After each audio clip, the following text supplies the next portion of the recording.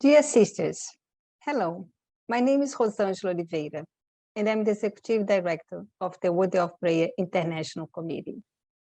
We appreciate your support to the decision of the Executive Committee to hold the international meeting online.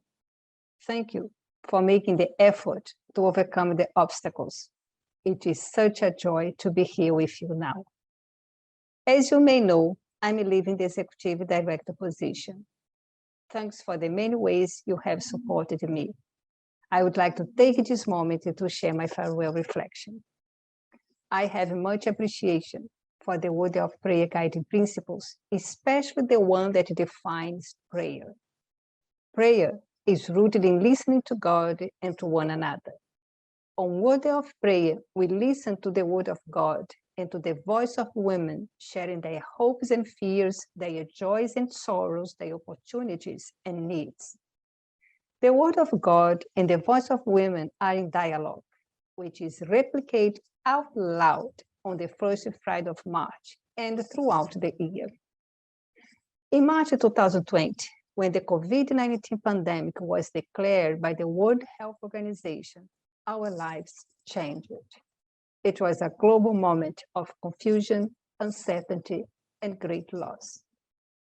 One of our collective response was to immerse in prayers and reaffirm the historical purpose of WDP, which is to be united in prayer.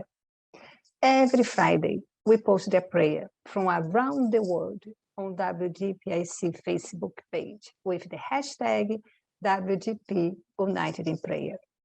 Some of those prayers were illustrated by the late Ruth Castro and published in the 2021 journal.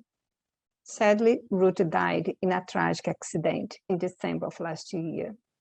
We are thankful for the gifts Ruth gave to WDP in Cuba and worldwide. The WDP office is staffed by two people, the Executive Director and the Associate Samantha. The focus of our attention is to serve the International Committee, which is comprised of the national regional committees. We serve you through the collective and ecumenical process of raising the voices of women and their communities through the worship services. Each program is unique to our Christian witness.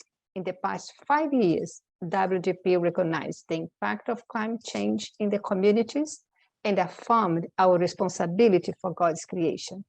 We set the table and were challenged to invite the ones who were not at our circle. Then the pandemic hit the world.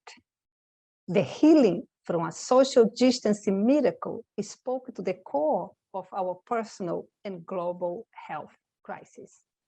It gave us strength to rise, take our mat and walk, and we walked.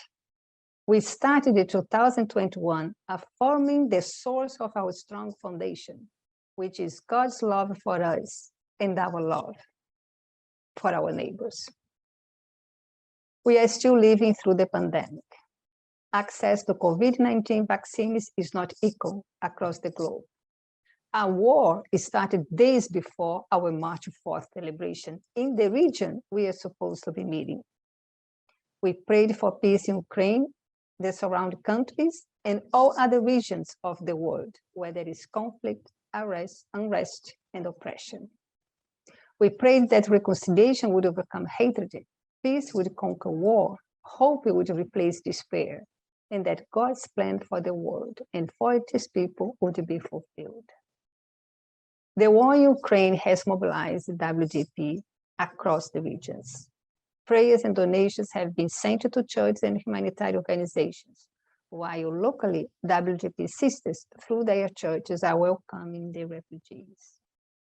The next two countries for WDP annual services, Taiwan and Palestine, live under political pressure and armed aggression, like Ukraine. We will actively continue our prayers and actions for peace. New heart, new mind, call to hope. This is the theme of the International Committee meeting. It is an action-oriented theme. It's about transformation, changing, and letting go of what is taking the space of hope in our heart and mind. The themes appeal to our holistic being to engage in what matters most. Annually, we hear the voice of women and learn to see that change of the structural inequalities goes beyond our individual desire.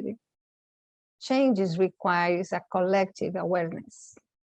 Hope-inspired action creates a new heart and new mind. For over 100 years, women and communities have been planting seeds of hope. In 1927, a call to be united in prayer was sent to the missionaries and organized women. I participated just in the last decade of the Centennial Movement. My wish is to pass along the seed of hope for the next 100 years, which will be translated into leadership, awareness, and advocacy grounded in prayer for justice and peace. The theme for 2013, prepared by friends, reflected how I felt that time. I was a stranger and welcomed me. In 2022, I leave WDPIC inspired by the promise of the celebration prepared by England, Wales, and Northern Ireland. I know the plans I have for you. I am very thankful to God and to all of you. May you all be blessed by God, who cares for us like a mother and father, who holds our hands during uncertainties and gives us wisdom to be a prophetic voice in troubled times. Thanks.